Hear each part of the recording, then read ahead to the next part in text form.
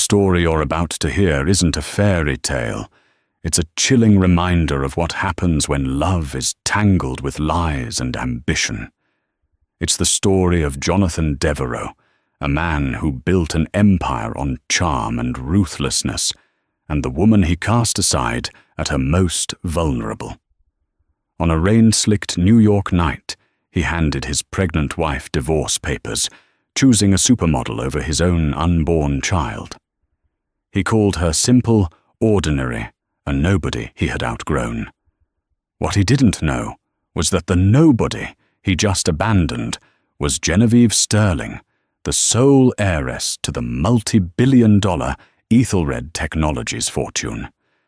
And she was about to teach him the true meaning of power.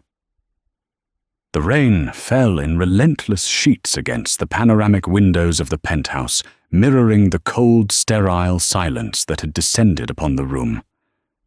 Just an hour ago, this space had been filled with the scent of roasted chicken and the quiet hum of Genevieve's hopeful heart. Now it felt like a mausoleum, a glass and steel tomb, 48 stories above the glittering, indifferent streets of Manhattan. Genevieve Sterling, or as the world knew her, Genevieve Devereaux, sat numbly on the edge of a white leather sofa that had cost more than her first car. Her hands were pressed protectively over her stomach, a gesture that had become second nature over the past 3 weeks. Inside her, a new life, a tiny secret she had been waiting for the perfect moment to share, was blossoming. The perfect moment she had thought would be tonight, a celebration of their 5th anniversary. In her purse, nestled beside her wallet, was a small, grainy ultrasound picture, a tiny, pulsating flicker of life. Their life. Jonathan Devereaux stood by the window, his back to her. His silhouette was sharp, imposing, framed by the city lights. He hadn't even taken off his custom-tailored Brioni coat, droplets of rain still clinging to the expensive wool. He was a statue of success, a man carved from ambition and polished by public adoration. His real estate empire, Devereaux Holdings, was the darling of Wall Street, and he its charismatic king. "I don't understand," Genevieve whispered, her voice barely a tremor in the cavernous room. "Jonathan, please, talk to me. What happened?" He turned slowly, and the warmth she had loved, the crinkle around his eyes when he smiled, was gone. In its place was an unnerving coolness, a dismissive impatience she had only ever seen him direct at incompetent subordinates. "It's over, Jen," he said, his tone flat, devoid of emotion. "I've filed for divorce. My lawyer sent the papers to your email an hour ago." Her world tilted on its axis. "Divorce, Jonathan, it's our anniversary. I cooked your favorite meal. We were supposed to talk about the future." He ran a hand through his perfectly styled dark hair. It was a gesture of frustration, as if her confusion were an inconvenience. "The future is what this is about. My future. Look, you've been a good wife. You've played the part well. The quiet, supportive spouse behind the scenes. It was suitable. For a time. Suitable." The word was a slap. She had poured her soul into their marriage, into him. She had abandoned her own quiet ambitions in art curation to support his relentless climb. She had advised him on deals, her sharp intellect, hidden behind a demure smile, offering insights he would later present as his own strokes of genius. She had done it all for love, for the man she thought he was. "Yes, suitable," he repeated, walking over to the marble-topped bar and pouring himself a whiskey. He didn't offer her one. "But my world has changed. The circles I move in now, they require a different kind of partner. Someone with presence. Someone who shines." And then he said the name that had been whispered in gossip columns for weeks, a name Genevieve had desperately tried to ignore. "I'm with Victoria Vance." Victoria Vance, the supermodel of the moment, with legs that stretched for miles, and a face that graced the cover of every major fashion magazine. Genevieve had seen the pictures of them, leaving a gala. Jonathan's hand possessively on the small of her back. He had called it a business dinner, a networking opportunity. He had lied with the same ease he breathed. Genevieve felt the bile rise in her throat. She stood up, her legs unsteady. This couldn't be happening. Not now. Jonathan, it's a fling. The papers are always writing things. We can work through this.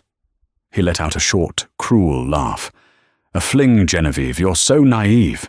This is real. What we had, he gestured around the opulent apartment. This was the arrangement. And the arrangement has concluded. Tears streamed down her face, hot and silent. The carefully constructed world she had inhabited for 5 years was crumbling around her. And then a spark of fight, fueled by the tiny life inside her, flickered. There's something you don't know, she said, her voice gaining a sliver of strength. She reached for her purse, her hand trembling as she fumbled for the ultrasound photo. I'm pregnant. She held it out to him, a fragile black and white offering of hope. We're having a baby. Jonathan stared at the image. For a heart-stopping second, she saw a flicker of something in his eyes, shock, perhaps even conflict. But it was extinguished as quickly as it appeared, replaced by a mask of cold fury. Pregnant! He spat the word as if it were a curse. He didn't take the photo. You did this on purpose. You thought you could trap me. A last, desperate move to hold on. No, she cried, the accusation striking her with physical force. I just found out I wanted to tell you tonight to surprise you. He took a step towards her, his face a thunderous mask. Don't lie to me. It changes nothing. In fact, it makes this cleaner. It proves you're not the person I should be with. He gestured dismissively.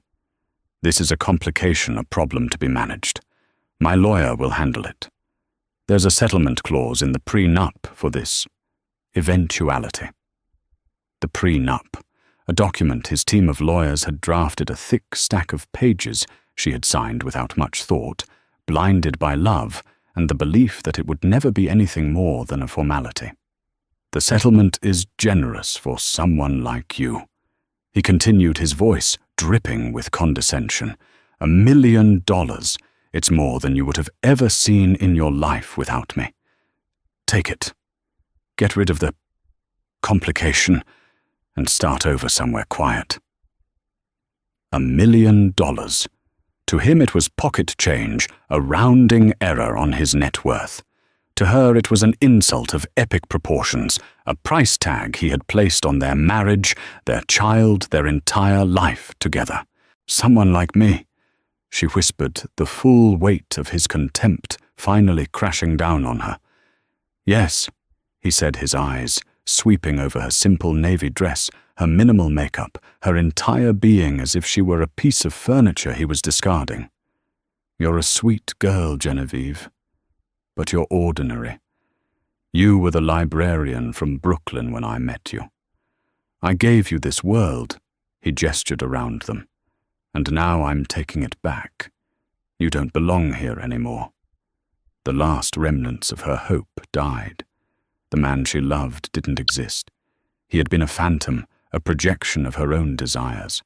In his place stood this monster, a man so consumed by his own reflection that he would discard his own child like a bad investment. She lowered the hand, holding the ultrasound picture. Her gaze hardened, the tears ceasing, as a cold, unfamiliar resolve began to crystallize in her veins. He had made a fatal miscalculation.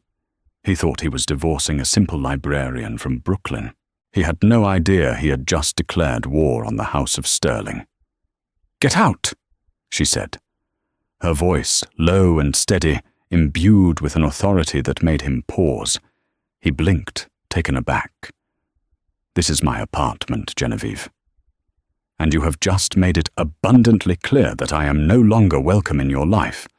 So for the last time, get out of my sight."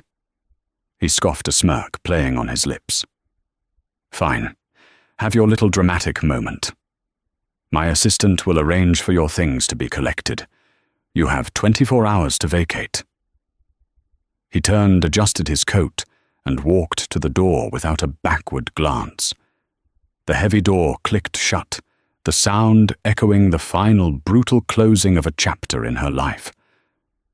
Genevieve stood alone in the silence, the city lights painting patterns on the floor. She slowly sank back onto the sofa, her body racked with silent sobs. She cried for the man she thought she had married. She cried for the future that had been stolen, and she cried for the innocent child who would now be born into a war. But as the storm outside raged on, the sobs subsided, replaced by a chilling calm. The pain was still there, a raw, gaping wound. But beneath it, the sterling blood in her veins, the legacy of a man who had built a global tech empire from nothing, began to stir. Jonathan Devereaux thought he was ridding himself of a simple, ordinary wife. He was about to find out how extraordinary and how dangerous she could be. The name Sterling was not one that appeared in gossip columns or on the society pages. It was a name whispered in the hushed, hallowed halls of Silicon Valley, on the trading floors of Tokyo and Frankfurt, and in the secure data centers that powered the modern world. Richard Sterling, Genevieve's father, was a titan of technology, the reclusive genius behind Aethelred Corporation. Aethelred wasn't just a company. It was an institution, a pioneer in quantum computing, cybersecurity, and artificial intelligence. Its wealth was vast, its influence immeasurable, and Genevieve was its sole heiress. This was the secret she had guarded for over 7 years. It wasn't born of shame, but of a deep, aching desire for normalcy. Growing up in a sprawling Atherton estate, she had seen firsthand what the Sterling name did to people.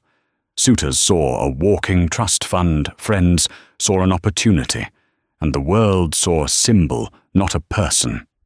Every relationship was transactional, every kindness suspect.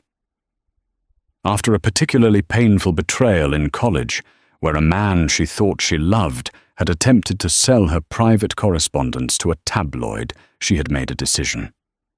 She broke away. With her father's reluctant blessing and a small, untraceable trust to live on, she had moved to New York, changed her last name to her mother's maiden name, Ross, and reinvented herself. She became Genevieve Ross, a bright but unassuming art history graduate who found a quiet joy in her job at a local library and later as a junior curator at a small gallery. She wanted to be loved for her mind, her quiet wit, her gentle heart, not for the 9 zeros, that followed her name.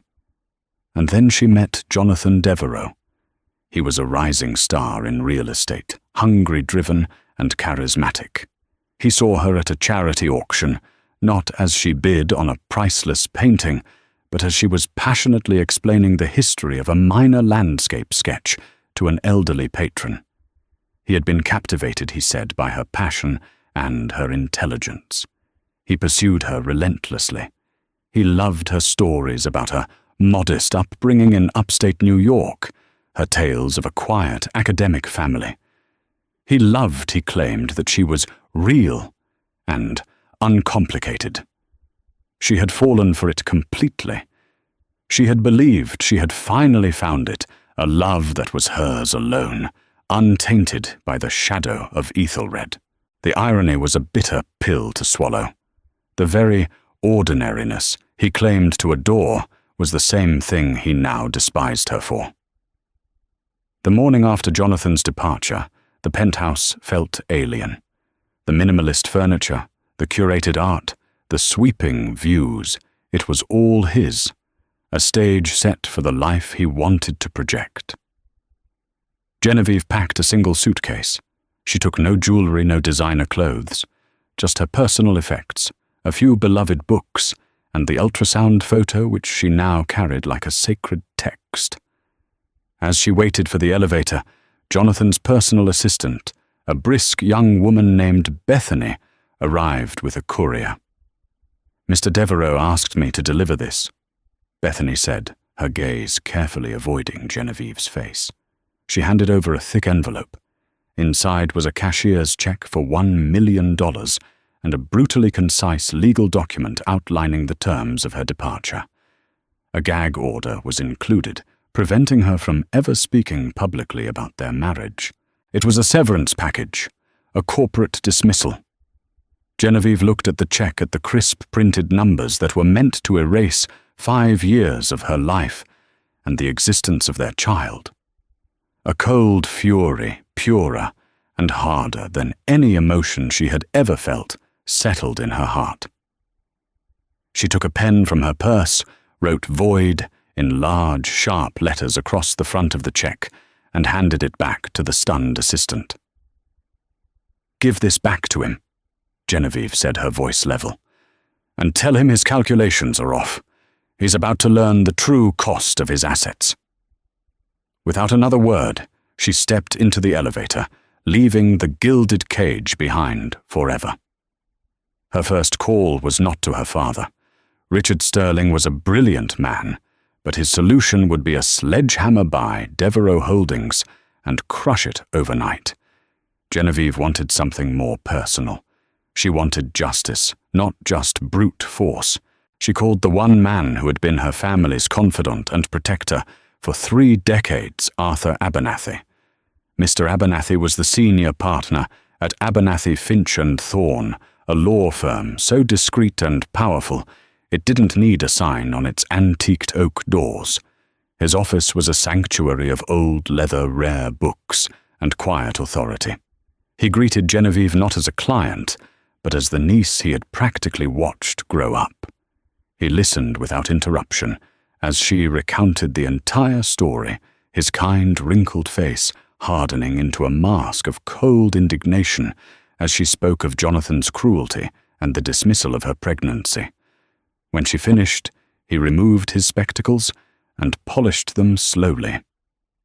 "That man," Mr. Abernathy began, his voice a low rumble, "is a fool of the highest order. He has not only grievously wounded you, my dear, but he has committed an act of spectacular self-destruction. He thinks I'm going to take the $1 million and disappear," Genevieve said, placing the voided check on his polished desk. Abernathy glanced at it and chuckled a dry, humorless sound. $1 million. He might as well have tried to pay for the sun with a handful of sand. He has no idea who you are. "That's the point. He never did," she said. "Arthur, the prenup he had me sign. He thinks it protects him." Abernathy steepled his fingers. "I remember that document. Your father and I reviewed it against your wishes.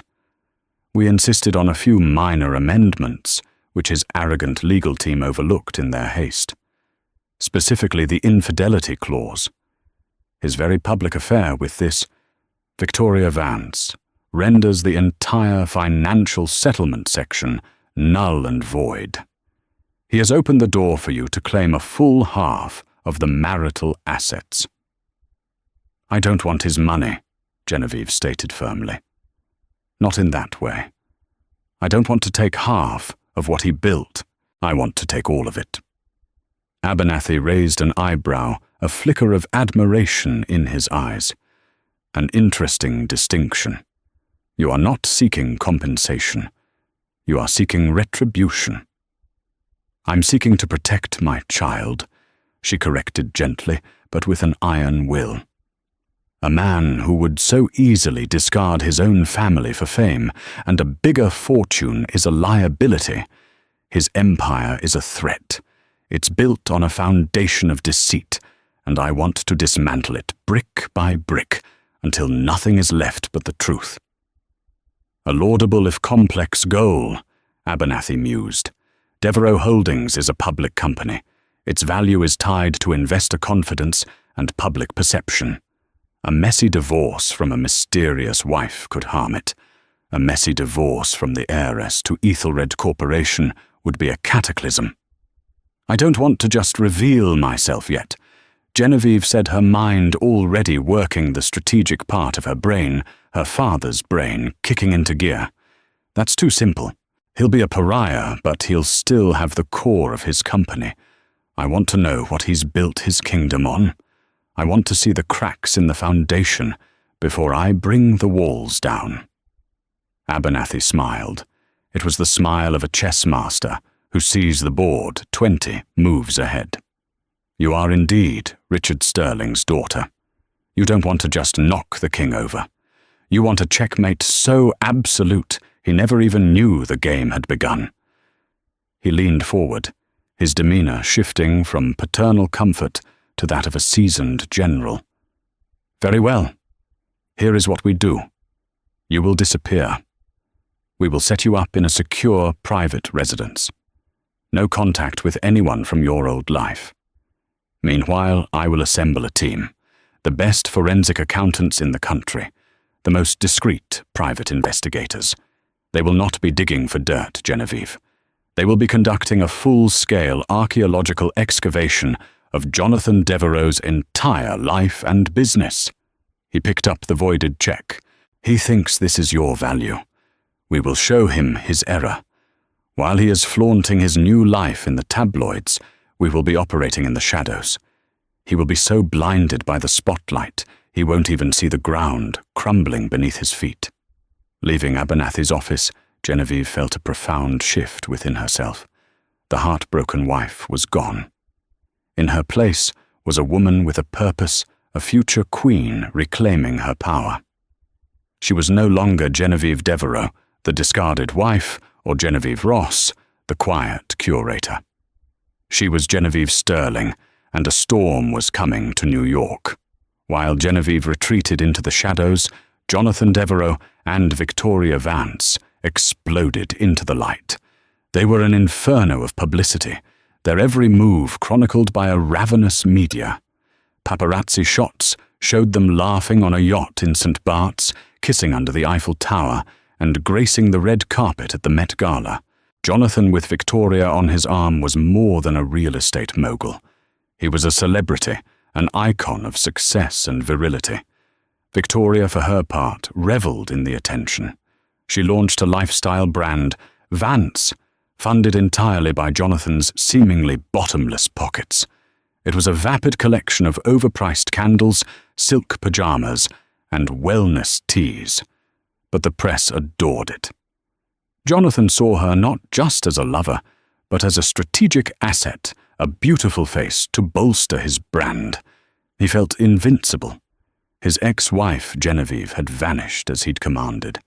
The $1 million check had been returned, which he interpreted as a petty emotional gesture from a scorned woman. He imagined she had crawled back to whatever mediocre life she came from her brief flight into the stratosphere of his world, now just a bitter memory. He never gave her another thought. His focus was singular, the apex tower. It was to be his masterpiece, a spiraling futuristic skyscraper on the last prime piece of undeveloped land in Midtown Manhattan. It was a project of staggering ambition and astronomical cost, a $3 billion gamble that would cement his legacy. The project required a consortium of international investors and a labyrinth of city permits, all of which Jonathan was masterfully juggling. The groundbreaking was 6 months away, and its success was paramount. Meanwhile, in a discreet, soundproofed suite at a private residential hotel, under a pseudonym, Genevieve was building her war room. The space was a stark contrast to her former life. No art, no personal touches, just a suite of high-end computers, encrypted communication arrays, and a large digital whiteboard filled with complex diagrams of Devereaux Holdings' corporate structure. Mr. Abernathy's team was ruthlessly efficient. They were the librarians. A nickname Genevieve had given them, a nod to her old life. The team consisted of a former SEC investigator, a world-renowned forensic accountant who had untangled the finances of fallen dictators, and a white-hat hacker who owed Richard Sterling a life-altering favor. They began to feed Genevieve a torrent of data. Every transaction, every email, every contract Jonathan had signed for the past decade was digitized, cross-referenced, and analyzed by proprietary Aethelred data mining algorithms. Genevieve, with her sharp analytical mind, was not a passive observer. She was the commander, directing their inquiries and spotting patterns others might miss. The first crack appeared not in his business, but in his personal life. Jonathan had always maintained that the seed money for his first major property deal came from a modest inheritance. The librarians found otherwise. The money, a sum of $2 million, had been wired from an offshore account belonging to his first boss and mentor, a man named Walter Pierce, who had died suddenly of a heart attack just weeks after the transfer. The official story was that Pierce, a father figure to Jonathan, had gifted him the money. The reality, buried in encrypted and deleted emails recovered from an old server, was far darker. Jonathan had discovered Pierce was having an affair and had systematically blackmailed him for the startup capital. He didn't build his company on an inheritance, Genevieve said to Abernathy over a secure video link. He built it on extortion. This is damning, but it's a personal matter from long ago. Hard to prosecute, easy for him to spin, Abernathy cautioned. I'm not looking to prosecute him for that, Genevieve replied, her eyes fixed on the screen. I'm looking for a pattern. If he was willing to do that, then what is he willing to do now? The answer came a week later, hidden within the mountain of paperwork for the Apex Tower project. Devereaux Holdings had acquired the final crucial parcel of land for the tower from a small, family-owned manufacturing business that had operated on the site for a century. The official record showed a straightforward sale with the family willingly relocating, but the forensic accountant, a stoic woman named Miss Davies, found a series of shell corporations and intermediary buyers that deliberately obfuscated the final purchaser. More disturbingly, she flagged a series of payments from one of these shell companies to an account linked to a city councilman, Robert Hines.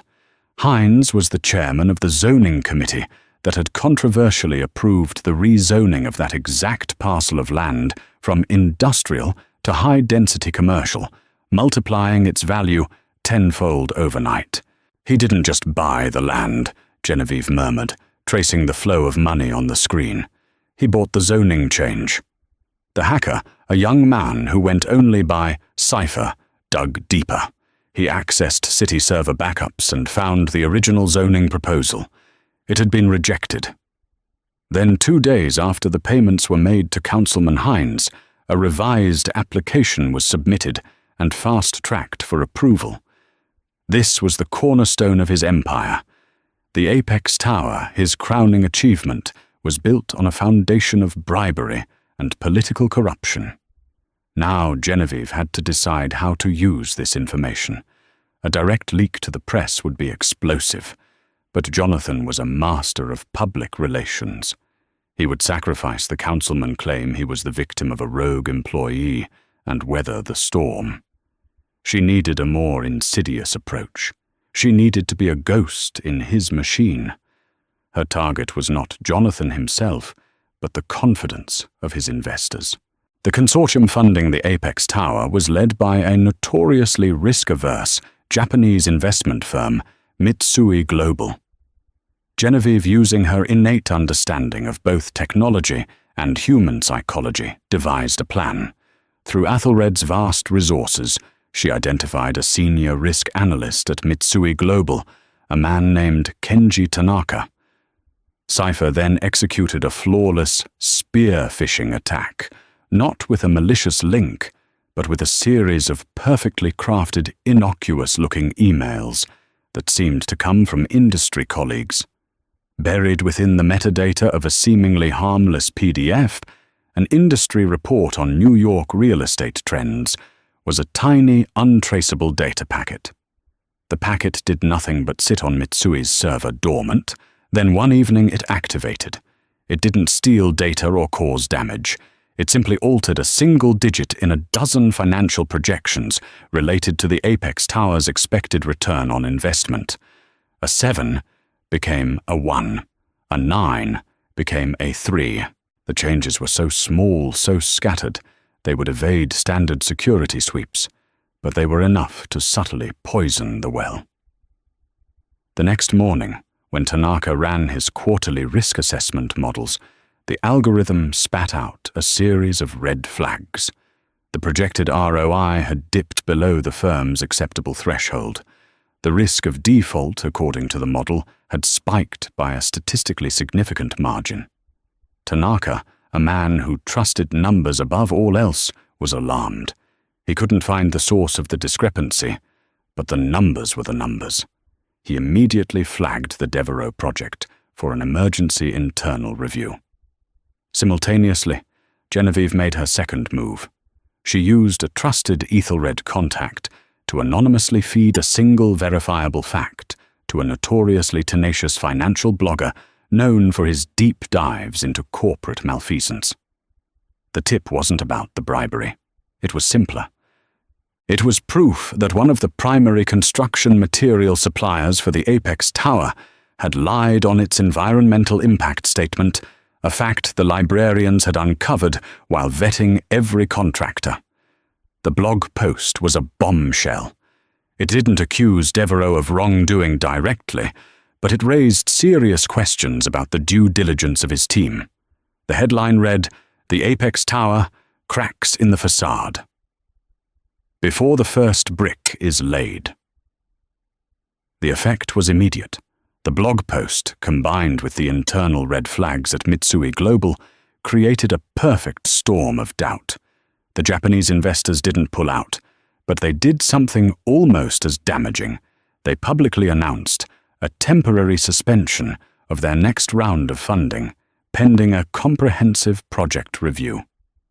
Jonathan Devereaux woke up one Tuesday morning to find that the unshakable foundation of his legacy project had developed a hairline fracture. He had no idea who was responsible. He blamed rival developers, short sellers, and incompetent subordinates. He never once considered the quiet, ordinary woman he had thrown away. He was fighting shadows, unaware that the ghost in his machine was his own wife, silently and systematically beginning the process of his demolition. The suspension of funding from Mitsui Global was not a catastrophe, but it was a significant blow. For a man like Jonathan Devereaux, whose entire brand was built on an image of unstoppable momentum, any pause was a sign of weakness. And in the shark tank of New York real estate, the scent of blood travels fast. His rival, a shrewd older developer named Harrison Croft, who Jonathan had publicly belittled on numerous occasions, began making subtle inquiries with the other investors in the Apex consortium. Financial journalists from the Wall Street Journal and Bloomberg started digging into Devereaux Holdings' financials, sensing a larger story. Jonathan was suddenly on the defensive, spending his days in damage control meetings and his nights forcing smiles at industry events to project an aura of calm confidence. The pressure began to fray the edges of his carefully curated life. The easy charm was replaced by a short temper. His arguments with Victoria became more frequent and more public. She had signed on to be the girlfriend of the King of New York, not the partner of a stressed-out executive facing a financial crisis. "Why are all our cards being declined?" she demanded one afternoon, storming into his home office.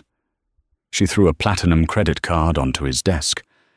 "It was embarrassing, Jonathan. I was at Bergdorf's. There's a temporary hold on some corporate accounts pending the project review," he snapped, not looking up from his computer screen. "Just use one of the other cards." "They're all like that. What is going on?" "That horrible blogger is writing about you again, and people are whispering. They said the Apex Tower is stalled. Is it true?" "It's a minor delay," he lied, rubbing his temples. "A procedural hiccup. It's being handled." "Well, handle it faster," she said, her voice sharp. My brand launch is next month. We're hosting the party on the future site of the Vance headquarters, the top floor of your tower.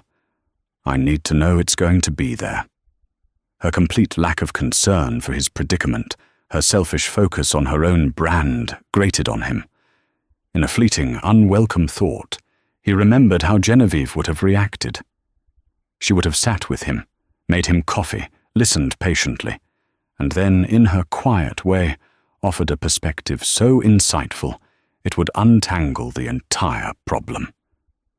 The thought was so jarring, he pushed it away with a fresh wave of anger. From her command center, Genevieve watched his unraveling with a cold, detached precision. The librarians were now focused on Jonathan's core business, the portfolio of commercial and residential properties that formed the bulk of Devereaux holdings. The public records showed a string of successful, profitable buildings, but the internal documents, painstakingly reassembled from deleted files and server ghosts, told a different story. Ms. Davies, the accountant, made the key discovery. Jonathan's declared profits were artificially inflated. He was using a highly questionable and borderline fraudulent accounting practice. He was capitalizing expenses that should have been recorded on the income statement, things like extensive repair costs and marketing fees, and listing them as assets on the balance sheet. This made his properties look far more profitable and valuable than they actually were. It was a classic house of cards. As long as he kept acquiring new properties and securing new funding, the scheme could continue. But the moment the flow of cash stopped, as it had with the Apex Tower, the entire structure was at risk of collapse. "He's not a genius," Genevieve said, staring at the falsified balance sheets. "He's a gambler on a winning streak, and it's about to end." It was time for the next move. This one would be more direct a strike at the heart of his perceived financial acumen. Through a different set of cutouts, Abernathy's team leaked a bundle of anonymized but verifiable internal financial documents to a ratings agency, the kind of firm that assesses the creditworthiness of corporations. The leak was a masterpiece of subtlety. It didn't contain the smoking gun of the bribery or the blackmail. It simply contained enough raw data, expense reports, maintenance invoices, and conflicting internal profit projections to make any competent analyst raise a serious eyebrow. It was designed to prompt the agency to initiate its own investigation. 2 weeks later, it happened. The ratings agency, citing concerns over accounting irregularities and a lack of transparency in asset valuation, placed Devereaux Holdings on a credit watch with negative implications. The Wall Street Journal headline the next day was brutal. Devereaux Holdings under scrutiny ratings agency warns of accounting irregularities. The stock market responded instantly. By noon, DH stock had plummeted by 35%. Billions of dollars in market capitalization vanished in a matter of hours. Jonathan was trapped in a whirlwind of margin calls from the banks that had loaned him money against his stock holdings. He was forced to start selling off his personal assets to cover the calls a jet, a collection of vintage cars, a villa in Tuscany. His world was shrinking, the walls closing in. He became paranoid, accusing his inner circle of betrayal. He fired his CFO, a man who had been with him for a decade, accusing him of being the source of the leak. He put his entire staff under intense scrutiny, creating a toxic atmosphere of fear and suspicion. The most profound twist, however, came not from the financial markets, but from the private investigation into his life. The investigator, a quiet ex-FBI agent, had been looking into the blackmail of Walter Pierce, Jonathan's first mentor. He had managed to track down Pierce's daughter, a woman now in her late 40s, living in Oregon. The investigator met with her under a pretext, and during their conversation, he learned something that changed the entire equation. Walter Pierce hadn't just been having an affair. He had been in a long-term, loving relationship with another man. In the hyper-masculine world of 1990s real estate, such a revelation would have destroyed him both professionally and personally. Jonathan's blackmail hadn't just been about money, it had been an act of devastating personal cruelty, leveraging a man's deepest secret against him. But there was more. The daughter revealed that in the weeks before his death, her father had been racked with guilt and anxiety. He had decided to come clean to his wife and his business partners and to expose Jonathan for the extortion. He had drafted a full confession, a handwritten letter, which he kept in a safe deposit box. He died of a massive heart attack the night before he planned to retrieve it. The daughter, unaware of its contents, had kept the box and its key as a memento of her father. After gentle persuasion from the investigator, she agreed to open it. Inside was the letter, a full detailed confession of Jonathan's crime, written in the victim's own hand. When Mr. Abernathy presented a scanned copy of the letter to Genevieve, she felt a chill run down her spine. This was no longer just about corporate malfeasance. This was about a man whose ambition was so cancerous it had potentially hounded another human being to his death. She now held irrefutable proof of bribery, financial fraud, and now a 20-year-old case of blackmail and extortion. She held every card. She could destroy him in the courts, in the press, and on Wall Street. But a public crucifixion felt too simple. It would turn him into a spectacle, a villain in a drama that would eventually fade. Genevieve wanted something more profound. She wanted him to face, not the public's judgment, but his own choices, his own emptiness. She wanted him to see the woman he had discarded, the nobody, as the architect of his downfall. It was time to step out of the shadows. The final act would not take place in a courtroom, but in the heart of his own glittering artificial world. The stage was set for the Vance brand launch party, an event Jonathan had insisted on going forward with a desperate attempt to project strength and stability to the world. It would be his last party as a king. The gala for the launch of Victoria Vance's lifestyle brand was the epitome of hollow extravagance. Held in a vast, raw space on the 50th floor of a downtown skyscraper, chosen for its views of the future Apex Tower site, the event was a desperate attempt to shore up Jonathan's crumbling image. The champagne was vintage, the guest list was a who's who of fashion, media and finance, and the air was thick with forced smiles and whispered gossip. Jonathan stood near the entrance, a frozen grimace plastered on his face. He looked haggard, the stress of the past few weeks having carved new lines around his eyes. He played the part of the proud partner, but his every gesture was tense. He was a king presiding over a court that was ready to turn on him at a moment's notice. Victoria, oblivious, or simply indifferent to his turmoil, floated through the room in a glittering silver dress soaking up the attention. The party was in full swing when a hush fell over the entrance. The sea of chattering guests parted their heads, turning in unison towards the door. Stepping into the room was a woman of such poise and commanding presence that she seemed to draw all the light towards her. She wore a simple but exquisitely tailored emerald green gown that accentuated her now visible pregnancy. Her hair was styled in elegant waves, and her neck was adorned with a single breathtaking diamond necklace, the legendary Sterling star. She was, in a word, magnificent. Jonathan stared, his mind struggling to process what he was seeing. It was Genevieve. But it wasn't the quiet, unassuming woman he had cast aside. This was someone else entirely. A woman who radiated a power and confidence that made everyone else in the room, including Victoria Vance, look like a pale imitation. Before he could react, a second figure appeared behind her, and a collective gasp rippled through the crowd. It was Richard Sterling, the mythical reclusive founder of Aethelred Corporation, A man who had not made a public appearance in over a decade was standing there, his hand placed gently on Genevieve's back. He looked at her with an expression of immense paternal pride. In that single moment, every piece of the puzzle clicked into place for the assembled elite of New York. The financial reporters, the tech investors, the society mavens, they all understood.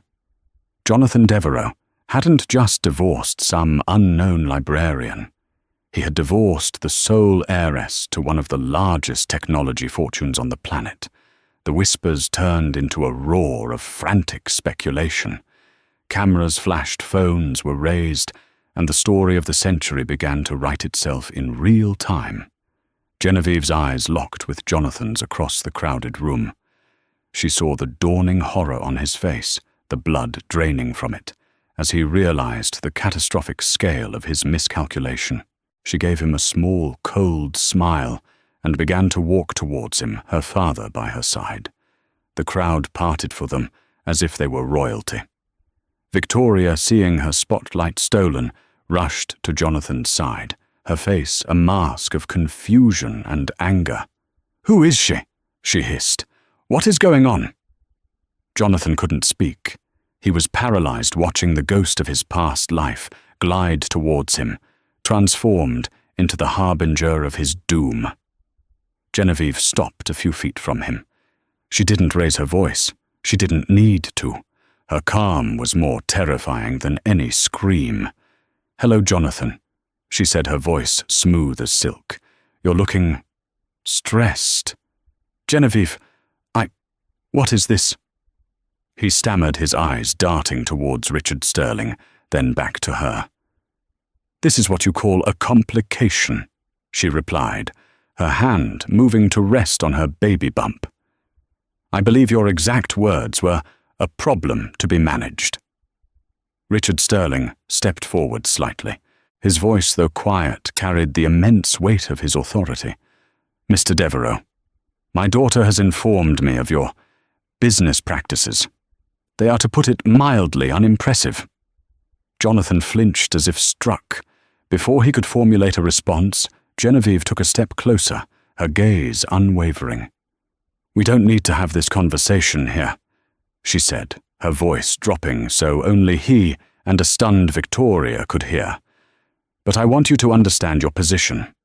My team has spent the last few months conducting a thorough review of your company and your life."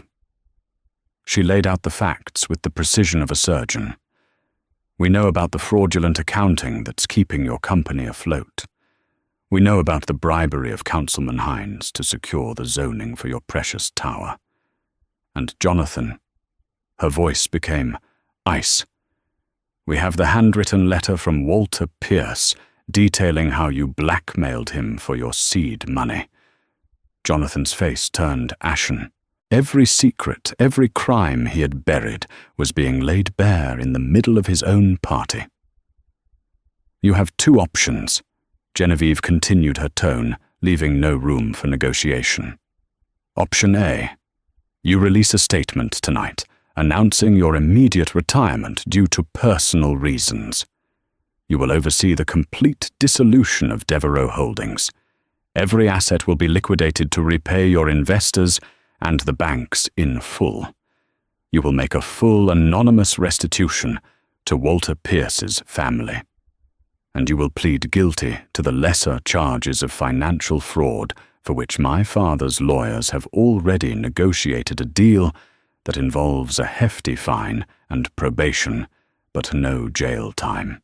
Then you will disappear. You will leave New York and never work in this country again. And option B," he whispered, his voice hoarse. "Option B," she said, "is that I walk over to that reporter from the Wall Street Journal and I give her everything. The financials, the proof of bribery, the blackmail letter. The SEC, the district attorney, and the IRS will descend on you by sunrise. The charges will include grand larceny, wire fraud, and conspiracy. You will spend the next 20 years of your life in a federal prison. Your name will become a cautionary tale for greedy, foolish men." She paused, letting the weight of her words sink in. "The choice is yours. You have 5 minutes."